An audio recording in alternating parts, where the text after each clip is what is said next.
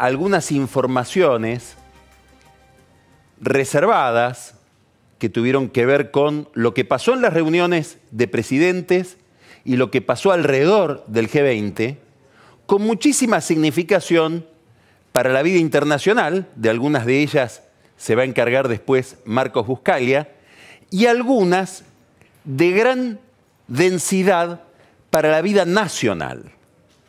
Vamos a empezar esta noche analizando la escena política que está cargada hoy de aristas, de aspectos contradictorios, de temas donde se cruzan el poder político, la justicia, la situación económica. Vamos a empezar por esta puerta de entrada.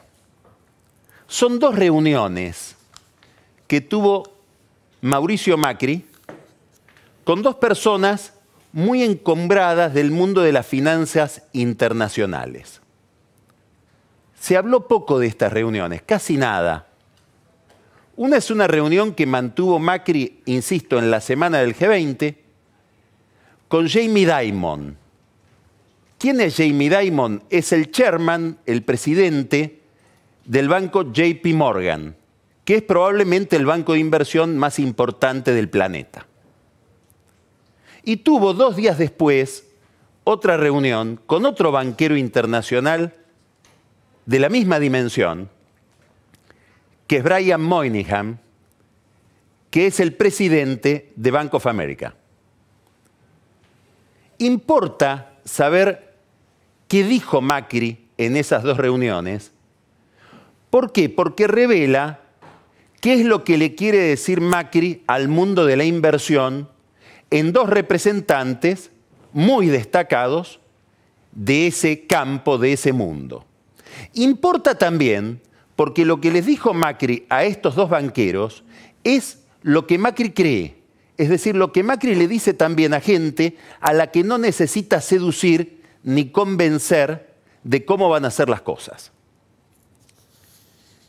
Primera información que le dio el presidente a estos 2 representantes de la banca internacional. Dicho en estos términos, el principal problema de la crisis económica, que, nota al pie de página, Macri atribuye siempre a factores que no tienen nada que ver con su gobierno, es que destrozamos el salario. ¿Esto por qué es importante?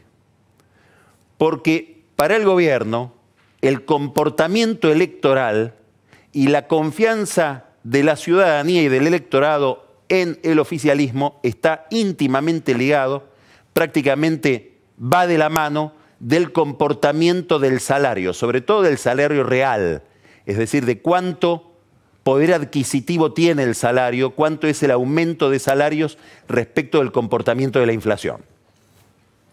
Entonces tiene toda la lógica que el primer lamento de Macri respecto de lo que pasó este año con la economía, desde abril en adelante, es: hemos destrozado el salario, porque le pega a él como candidato y como líder.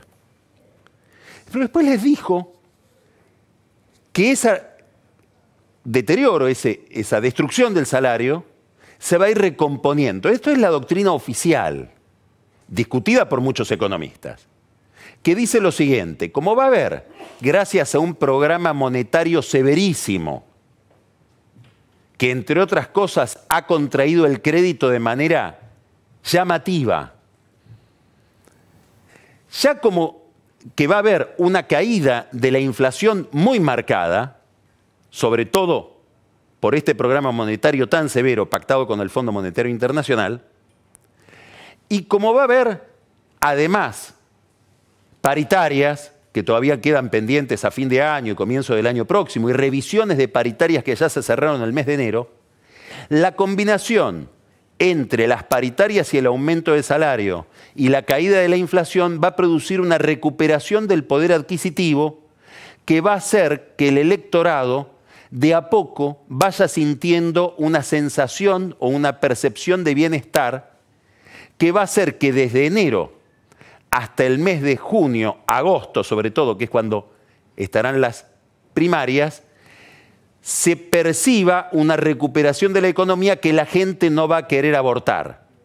Y eso nos va a conducir, le dice Macri a estos dos banqueros, a una situación electoral no buena. Acá está la curiosidad de este planteo, formidable, porque nosotros, dice Macri, nos estaremos recuperando y como el peronismo está en una crisis de la que no puede salir y con una dificultad enorme para constituir una oferta alternativa, y escuche bien, yo, le dijo Macri a estos banqueros, me voy a reelegir, o me voy a hacer reelegir, en primera vuelta. ¿Escuchó? Hay un contraste enorme entre la percepción más o menos generalizada del deterioro que produce políticamente la recesión con esta perspectiva del gobierno que, como les decía al comienzo, no es una perspectiva que Macri traslada a aquellos a quienes hay que convencer de la reelección, sino que cuando se reúne con su círculo íntimo habla en los mismos términos. Es decir, el gobierno cree estar beneficiándose de una dinámica económica y política que disiente prácticamente de la de muchos otros actores, no solamente económicos, también políticos, no solamente opositores, sino también dentro de la coalición gobernante que cree que la recesión va a tener o va a producir una erosión mucho más fuerte en las filas del oficialismo y en el voto del oficialismo.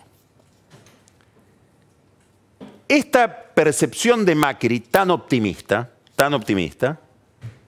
tuvo una mínima corroboración en las mediciones que hicieron las encuestadoras contratadas por el oficialismo en la primera semana posterior al G20. Macri, en esas mediciones, que son mediciones bastante inciertas porque son telefónicas, son muy rápidas, no son encuestas de profundidad, pero en esas mediciones tuvo una recuperación de 5 puntos. Con un dato adicional, Cristina Kirchner, que es a la que el gobierno está mirando todo el tiempo como gran contradictora, y tiene razón el gobierno, porque la gran contradictora de Macri sigue siendo Cristina Kirchner, no solamente por su capacidad, sino por la incapacidad del resto del peronismo de generar una alternativa. Cristina Kirchner, en esas mismas encuestas en las que Macri se recuperó 5 puntos, cayó un poco. Claro, hay todo un discurso económico que le dice al gobierno, cuidado con ese optimismo, porque todavía no vimos lo peor de la recesión. El gobierno cree que sí, que ya lo vimos, que lo peor pasó en noviembre. Le dicen, no, todavía va a llegar un momento en que tal vez cuando los empresarios, sobre todo los pequeños y medianos empresarios, tengan que cumplir con las paritarias y pagar esos aumentos de sueldo, y bueno, algunos van a elegir despedir gente. Entonces va a haber consecuencias de la recesión sobre el nivel de empleo que todavía no hemos advertido y que van a demorarse.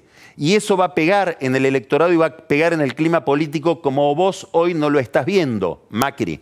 Esta posición, que es una posición que no solamente trabaja o modela la imagen del trayecto político de acá a las elecciones en el oficialismo, en la oposición, sino también en el oficialismo, especialmente entre los radicales, esta visión al gobierno parece tenerlo sin cuidado. Porque parte de una premisa que es comparativa. ¿Nos va a pasar algo parecido, esto es lo que creen en la Casa Rosada, a lo que le pasó a Carlos Menem en el año 1995, cuando se reeligió con más votos que los que había obtenido en el año 1989, que es cuando llegó al poder por primera vez? ¿Qué es lo que le pasó a Menem? Recuerde la elección del 95, Menem contra Bordón y contra Horacio Massachesi. En esa elección, que fue la de la reelección, Menem ganó en un contexto económico recesivo que en la primera medición de empleo posterior a la elección dio 18,6% de desocupación. Fue en ese momento cuando se instaló dramáticamente, y ya después por bastante tiempo, el problema del impacto de la convertibilidad sobre el nivel de empleo, el problema de la desocupación en el gobierno Menem, que fue un problema que estragó a ese gobierno. Bueno, Macri y su equipo dicen, Menem pudo hacerse reelegir y obtener más votos que en la primera elección, a pesar del clima recesivo. ¿Por qué? Porque había expectativas positivas que es la que creen ellos van a generar con una recuperación del salario real, y además porque Menem garantizaba algo, y atienda esta palabra porque esta es la palabra clave de este momento político que estamos viviendo. Menem garantizaba algo que es orden. Y nosotros, piensa Macri, lo que debemos garantizar es el orden. ¿Por qué es la palabra clave? Porque se está instalando, no en el gobierno solamente, no en el oficialismo, sino en toda la política, una agenda que es la agenda de la inseguridad, que parece ser la principal agenda de disputa hoy. Fíjese cómo dentro del propio oficialismo aparece una discusión sobre la inseguridad. A raíz de la reglamentación de la nueva normativa que Patricia Bullrich impulsa para las fuerzas de seguridad, a las que se les permite usar armas de fuego y producir muertes en determinadas condiciones de enfrentamiento con la delincuencia. Aparece un conflicto alrededor de este tema, de esta decisión del gobierno, enarbolado por Elisa Carrió. Elisa Carrió, que había dicho, no voy a hablar hasta después del G20, cumplió, habló después del G20. En esa semana en que Macri se recuperaba, Carrió planteó una discusión respecto de esta reglamentación. Pero una discusión en la cual sus argumentos no es que fueron cambiando, pero fueron enfatizando distintos aspectos del problema. Si usted mira las primeras declaraciones de Carrió, están diciendo cuidado con las garantías individuales de aquellos que podrían morir bajo las palas de la policía. Pero a los pocos días, Carrió escribe una extensa nota en su página de Facebook diciendo cuidado porque esta reglamentación de Bullrich podría dejar desguarnecidas a las fuerzas de seguridad, es decir, a los agentes policiales, que podrían ser acusados después en tribunales de gatillo fácil. Este no cambio de posición, pero sí este distinto énfasis que empieza pensando en las garantías de aquel que es acusado de delincuente, para pensar en las garantías del policía, también reflejaría que Elisa Carrió está prestando atención al valor que hoy tiene en la escena política argentina el problema de la inseguridad. Pero lo más sorprendente no es este cambio en los matices de la discusión de Carrió con Bullrich, que es una discusión de Carrió con Macri, discusión que viene desde hace tiempo, en una relación que está muy deteriorada. Hace más o menos más de un mes, posiblemente un mes y medio, en la tapa del diario La Nación, apareció una noticia que decía están pensando en una reunión entre Macri y Carrió para dentro de 15 días. Pasó un mes y medio y que se sepa, esa reunión no se produjo. Y que se sepa, Carrió no habló más con el presidente, sobre todo después del momento en que dijo algo tan importante como Macri me defraudó en la lucha contra la corrupción. Parece que Macri no volvió del enojo que le produjo esa frase. Quiere decir que esta discusión con Bullrich se enmarca en un conflicto más importante que es entre Carrió, una líder importantísima dentro de Cambiemos, y el presidente. Ahora, quiero volver al argumento de la inseguridad, porque lo interesante no es la sensibilidad de Carrió frente a los policías, gendarmes, etcétera, a los que ella decide proteger diciendo cuidado, no les demos cualquier norma que después pueda hacerlos revalar en tribunales porque los acusan de ser actores del gatillo fácil. Hay otro dato en esta discusión interesantísimo y tiene que ver con Cristina Kirchner. ¿Por qué? Porque Cristina Kirchner, frente a esta discusión, vamos a ponerlo en términos muy crudos o directos, no mandó a hablar a las figuras que tiene alrededor ligadas a la bandera de los derechos humanos. El que salió a hablar en esta polémica por, digamos, el gatillo fácil, fue nada menos que Sergio Berni, que es la cara de la seguridad, un coronel que estuvo al frente del aparato de seguridad del kirchnerismo y que dijo, esta reforma de Bullrich no hace falta porque ya las fuerzas de seguridad están en condiciones, vamos a ponerlo también de manera muy brutal, de matar gente con la reglamentación vigente que nosotros en el gobierno kirchnerista aplicábamos. Quiere decir que apareció el rostro del kirchnerismo para la seguridad, no para los derechos humanos en esta discusión, lo cual no quiere decir que no haya organizaciones de derechos humanos afines al kirchnerismo que no hayan levantado la voz en contra de esta reglamentación de Bullrich, entre ellas el CELS. Pero lo importante es que desde los actores políticos el kirchnerismo salió a hablar por boca de Bernie. ¿Qué quiere decir? Quiere decir que las principales figuras de la escena política actual, y probablemente las más relevantes en esta semana sean Macri, Carrió y Cristina Kirchner, han enfocado como centro principal de la disputa política el problema de la seguridad. Para Macri este problema es crucial por lo que decíamos al comienzo. En una época de recesión no podemos ofrecer economía, probablemente no podamos ofrecer economía de acá hasta las elecciones. Lo que podemos hacer, piensa Macri, es no perder por la economía. Tenemos que ofrecer seguridad. En un planteo o en una interpretación de la escena pública que coincide con lo que está pasando en muchos lugares importantes de América Latina. Porque este gobierno que pone en el centro de la escena a Patricia Bullrich, que la hace hablar como una estrella hoy en la reunión del PRO que hubo durante el día, a Patricia Bullrich, que es la ministra de Seguridad. Es un gobierno que está mirando lo que pasa en Brasil con Bolsonaro, que llega al poder envuelto en la bandera de la seguridad, probablemente excesivamente envuelto en la bandera de la seguridad, y lo que está pasando en lugares tan distantes de la Argentina, pero tan afines desde el punto de vista cultural, como México, donde hoy, en el gobierno de Andrés Manuel López Obrador, que acaba de asumir el 1 de diciembre, el principal ministro es el ministro de Seguridad, lo cual tiene toda la lógica en un país corroído por el narcotráfico y la violencia.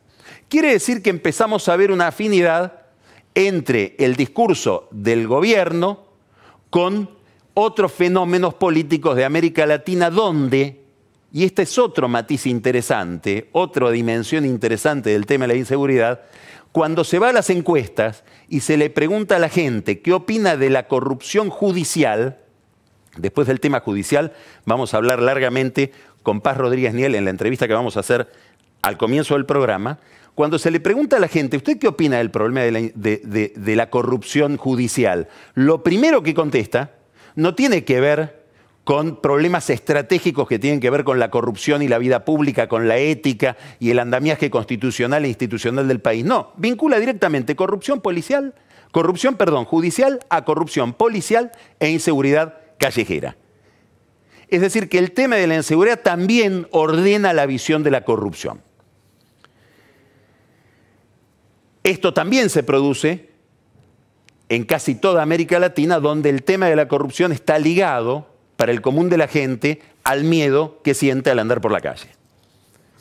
Ahora hoy, este planteo general de Macri, que consiste en decir, bueno, necesito que la economía no me haga ganar, pero por lo menos que no me haga perder, y vamos a ir por la política, y dentro de la política con un planteo que tiene que ver con el orden y con garantizar previsibilidad en términos de orden, tiene hoy un resbalón.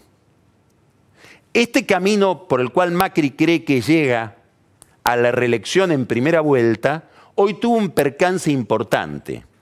¿Cuál es el percance? La citación por parte del juez Claudio Bonadío al padre del presidente, Franco Macri, y al hermano del presidente, Gianfranco Macri, además citaron a declarar a Eduardo Arnuquian, para que vayan a declarar en la causa de los cuadernos. Hasta ahora la familia Macri estaba salpicada en la causa de los cuadernos por Ángelo Calcaterra, sobrino de Franco Macri, primo hermano del presidente y quien quedó a cargo de IEXA después de que Franco Macri se desprendió de esa empresa. Ahora, ligado a los cuadernos, está Franco Macri y está Gianfranco Macri, su hermano. Tendrían que ir a declarar este jueves. Franco Macri probablemente no lo haga por razones de salud. Es posible que tampoco lo haga Gianfranco Macri, que está fuera del país. Lo que importa es analizar políticamente qué significa esto. Primero, es un logro por supuesto involuntario, fenomenal de Cristina Kirchner, que ahora se va a beneficiar con los argumentos de la familia Macri diciendo que en la causa de los cuadernos hay un nivel de manipulación que hace que gente inocente, entre comillas, como Franco Macri y Gianfranco Macri, esté imputada en la causa. Obviamente ellos no se van a autoincriminar. Entonces, Cristina Kirchner encuentra la colaboración de la familia Macri para deslegitimar al juez Bonadío, que es el que llama a los Macri a declarar. Hay una segunda dimensión, que es que el gobierno puede decir, bueno, estamos en un Estado de Derecho tan consolidado, este gobierno ha cambiado tanto su estilo político y su cultura política respecto de todo lo que conocimos anteriormente, sobre todo respecto del kirchnerismo, que la justicia tiene un nivel de independencia que permite que, siendo Mauricio Macri presidente, Franco Macri y Gianfranco Macri tengan que ir a tribunales. Pero hay una tercera dimensión que es probablemente la que preocupa a los que están en la sala de máquinas de la Casa Rosada controlando la marcha del proceso electoral. Y es la siguiente. Hoy fueron llamados a declarar Franco Macri y Gianfranco Macri y el riesgo país se volvió a disparar. ¿Por qué? Porque la participación del apellido Macri en la causa de los cuadernos, no vista desde la Argentina, vista desde New York, vista desde Londres o vista desde Madrid, significa que el presidente es el que está tocado por esa causa. Y esos inversores que salen a desprenderse de los activos argentinos y hacen subir el riesgo país, piensan, a ver, Macri o el apellido Macri, tocado por la causa de los cuadernos, por la citación del juez Bonadío, ¿no significarán que se agrega un problema a la posibilidad de reelección de Macri? Y por lo tanto, el proceso de normalización económica que Macri viene intentando, ¿qué profundidad tiene? ¿Qué longitud temporal tiene? ¿No se terminará todo cuando Macri se va del poder y Macri no se irá del poder ahora que su apellido quedó tocado por los cuadernos en el año 2019? Es decir, que lo que hace Bonadío es, para aquel que está mirando desde lejos y sin compromisos emocionales con la pelea argentina o con la lucha facciosa de la Argentina, poner una gota de duda sobre la capacidad de reelección del presidente. Y esto es lo último que esperaban en la Casa Rosada. Y es lo que verdaderamente interesa ahí adentro. Se abre acá otro capítulo que tiene que ver también con la causa de los cuadernos. Ahora vamos a hablar con Paz Rodríguez Niel también sobre este punto. Y es, bueno, hay muchos empresarios, lo adelantó Pancho Olivera en este programa hace ya mucho tiempo, cuando todo esto empezó casi, que decían en la Cámara Argentina de la Construcción, y bueno, en algún momento tal vez aparece un Macri involucrado en esta causa. ¿Qué estaban diciendo esos empresarios? Y probablemente esto no estaban pronosticando algo. Estaban contando un proyecto. Traigamos a alguien de la familia Macri a la causa de los cuadernos para que el gobierno finalmente se interese en que esta causa no sea un barrilete a la deriva y tenga algún control político. Macri va a tener control político en esa causa no solamente cuando vea que está su primo Calcaterra, sino cuando vea que está su propio apellido. Esta era la apuesta de un grupo de empresarios que estaban salpicados por la misma causa del sector de la construcción. Seguramente la participación de la familia Macri en este expediente va a dar lugar a que se examine un tema muy poco examinado en la Argentina en los últimos años, que es cuál fue la relación de Franco Macri con Néstor Kirchner. Esta es una zona de penumbra importantísima que tiene que ver con muchísimas declaraciones que el propio Franco Macri hacía en contra de su hijo Mauricio para quedar bien con el gobierno de Kirchner. Tiene que ver con la participación de Franco Macri en el negocio del ferrocarril Belgrano Cargas. Curiosamente, junto con Hugo Moyano, entraron de la mano de Néstor Kirchner. Tiene que ver con los negocios de la familia Macri y sobre todo de Ángelo Calcaterra con Lázaro Báez en muchas uniones transitorias de empresas para participar de licitaciones de obra pública. Es decir, ahí hay una zona que algún kirchnerista ortodoxo la puede definir, como lo escuché yo hace más o menos un año, de la siguiente manera. Habría que ver el libro de visitas a Olivos y ver cuántas veces entró Franco Macri a Olivos durante la época de Néstor Kirchner, no de Cristina Kirchner, de Néstor Kirchner. Ahora esto es historia política. Lo que importa aquí es ver si hay consistencia en el expediente judicial para que sea citada la familia presidencial. Y aquí se va a abrir un signo de interrogación, hay que ver cuándo se cierra ese signo de interrogación, a raíz de lo siguiente. Es curioso que el que cita es Bonadío y no citan los fiscales. ¿Están convencidos los fiscales de que los Macri están involucrados en el tema de los cuadernos? ¿Qué dijo Uberti, que es el funcionario kirchnerista a partir del cual de cuyas declaraciones se produce esta citación? ¿Habló de los Macri? No está bien claro. ¿O habló de un consorcio empresarial que administraba Autopistas del Sol y en el cual la familia Macri tenía participación a través de SOCMA y una participación minoritaria? Todo esto va a ser parte de la discusión y habrá que ver cuánto se sostiene la participación de los Macri en el expediente de los cuadernos. Es un tema muy importante porque se inscribe en otros interrogantes que hay alrededor de esta causa.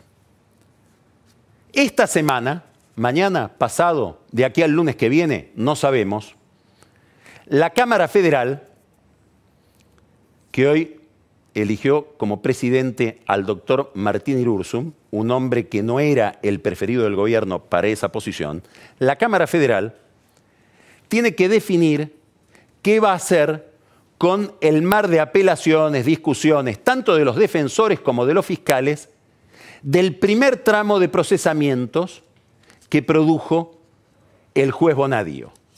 Hubo quejas de los fiscales Stornelli y Rívolo, hubo quejas de los defensores de muchos de los involucrados en esa causa, que ahora las tiene que resolver la Cámara Federal. Y acá va a aparecer despejada otra gran incógnita de volumen, de gran importancia, influencia, que tiene que ver con la economía en esta causa de los cuadernos, que es el papel del grupo Tequín en toda la peripecia de este expediente. Vamos a ver qué hace la Cámara respecto del planteo de Bonadío. ¿Por qué? Porque Bonadío termina convalidando una acusación que dice que el grupo Tequín, sobre todo en la persona de su responsable de asuntos institucionales y después de su líder, de su chairman, Paolo Roca, cometió cohecho y forma parte de una asociación ilícita con los funcionarios kirchneristas.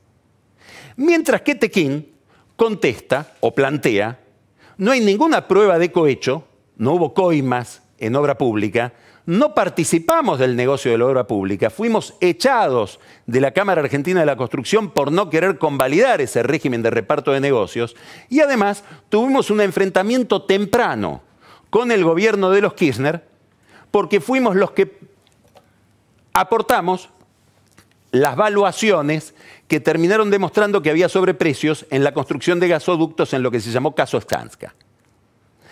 Nuestro tema en la causa de los cuadernos, sigue diciendo Tequín, no tiene que ver con coimas, sino que tuvo que ver con una especie de rescate en un secuestro que era el de los argentinos que estaban en Venezuela, a los que el chavismo, que había expropiado una empresa de Tequín, impedía salir de Venezuela. En esa empresa tomada por las fuerzas militares venezolanas, hicimos una gestión delante del gobierno argentino y el gobierno argentino, en la persona de Julio De Vido y de Barata, en vez de salir en defensa de los argentinos que estaban capturados por Chávez en Venezuela, lo que hicieron fue pedirnos una colaboración para hacer la gestión como si fueran lobistas particulares.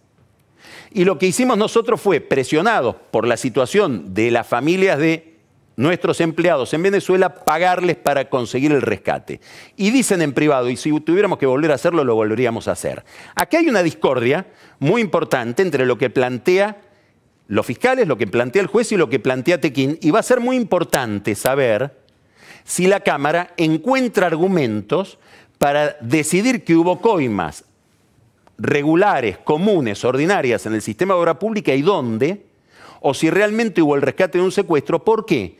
Porque en el expediente, hasta donde se lo puede leer, no aparece ninguna prueba de que hubo plata a cambio de prestaciones en el régimen de obra pública de la Argentina, y tampoco que esa plata tuviera que ver con el resarcimiento por la estatización de Sidor, que se dio mucho tiempo más adelante, 4 años más adelante, en una negociación directa con el chavismo. Bueno, este va a ser el segundo capítulo, uno es el de Macri, este es el segundo capítulo que tiene que ver con la causa de los cuadernos y que se va a despejar esta semana y que afecta a otro grupo empresario de primer nivel de la Argentina, el primer grupo empresario de la Argentina.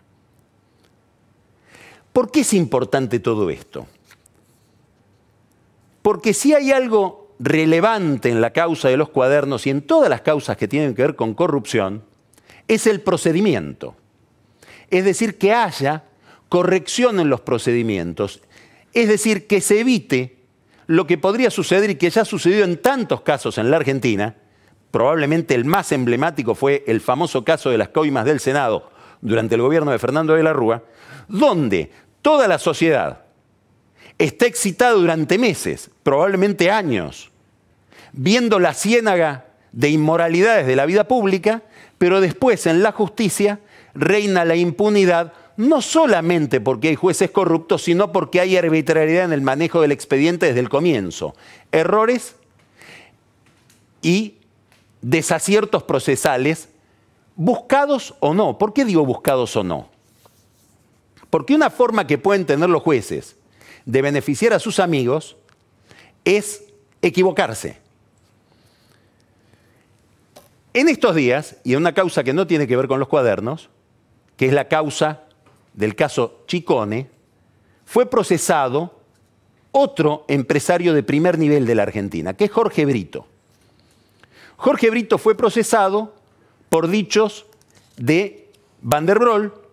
Ustedes recuerdan, Van der Broel es uno de los operadores del caso Chicone, es el que se encarga aparentemente de armar el negocio, que lo involucra a Brito con la financiación de Vudú y del fondo que manejaban Vudú y Núñez Carmona para apropiarse de la imprenta. Y además dice Van der Broel que Brito pagaba a sus abogados para que no dijera esas cosas en la causa que finalmente dijo.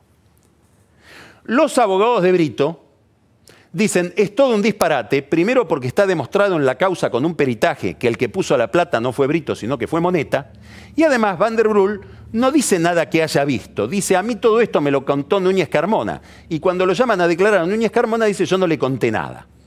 Entonces los abogados de Brito y la gente de Banco Macro dicen, esto es una payasada lo que ha hecho el juez Lijo.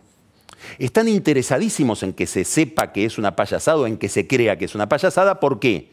Y porque cualquier accionista minoritario del Banco Macro puede ir ahora a hacerle un juicio al Banco Macro diciendo el líder de Banco Macro andaba en componendas raras con gente de la política y yo terminé perdiendo plata porque el Banco Macro perdió dinero, perdió en su cotización, fue castigado en la bolsa de New York por las andanzas de su líder, con las que yo, accionista minoritario, no tengo nada que ver. Y esos juicios los va a terminar pagando el Banco Macro, que probablemente después tenga que hacerle un juicio a Jorge Brito para resarcirse de lo que tuvo que poner frente a sus accionistas minoritarios. Empieza una cuestión patrimonial bastante intrincada, pero sobre todo bastante costosa. Lo importante es esto. ¿Será verdad que es todo un mamarracho el fallo del Lijo? Y hay un argumento para pensar que sí. Y es la amistad del Lijo con Brito, que fue pública. ¿Por qué? Porque en el casamiento, en segundas nupcias, del juez Ariel Lijo, en una de las mesas principales estaba Jorge Brito. Todo el mundo estaba mirando, sobre todo la prensa, insistentemente, qué iba a hacer Lijo con su amigo Brito. Bueno, finalmente lo procesó. Ahora hay una hipótesis. Lo procesó deliberadamente mal para, con los errores que hay en el expediente, que se caiga la sanción y Brito quede inocente o, si usted quiere, impune. Pregunta final. Para el mega escándalo, el mega entramado de corrupción que ha habido y hay en la Argentina y que aparece todos los días en la agenda pública, en la agenda periodística. Comodoro Pi, la justicia federal de la capital federal, ¿es un cuchillo que corta o está hecho para zafar? Esta pregunta se la vamos a hacer ahora a Paz Rodríguez Niel, que recorre los pasillos de Comodoro Pi para el Diario de la Nación todos los días. Empezamos Odisea.